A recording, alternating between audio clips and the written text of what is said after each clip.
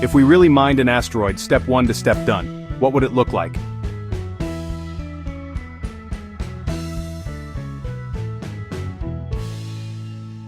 Today, a practical, engineering-first path from target selection to propellant delivery. No hype, just how it would actually work. Start with a low DV near-Earth asteroid. Prioritize safe size, favorable rotation, and evidence of hydration, typically C-type. Telescopes and radar help estimate composition, spin period, surface strength, and boulder fields. Send a small scout to map gravity, spin axis, thermal inertia, and hydration signatures.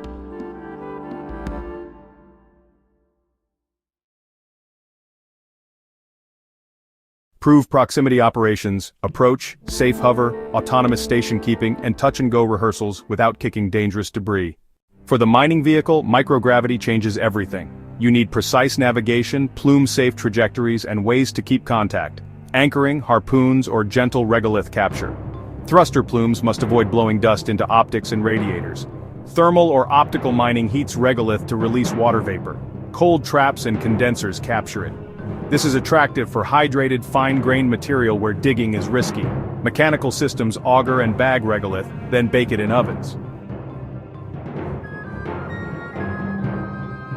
Good when material is cohesive enough to collect but not so hard it overloads power and wear margins. High-power solar arrays or concentrators feed heaters. Thermal design rejects waste heat and shields sensitive instruments.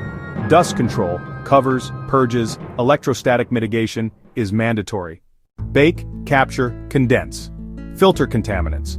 Water is straightforward to store for bulk transport. For propellant, you split it into oxygen and hydrogen via electrolysis, then manage cryogenic storage.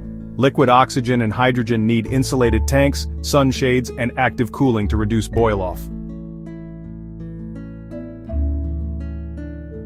Shorter transfer windows and quick rendezvous with depots minimize losses.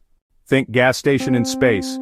Tankers delivered to a cislunar depot, tugs refuel satellites, landers, and stages. Early contracts with operators create predictable offtake and stabilize revenue. Precious metals risk collapsing their own terrestrial price. In-space demand for water is structural, station keeping, lunar logistics, Mars staging. Early revenue is most likely propellant sales, not platinum. Key risks: uncertain resource grade, extraction yield, autonomy reliability, thermal power limits, regulation and financing cost.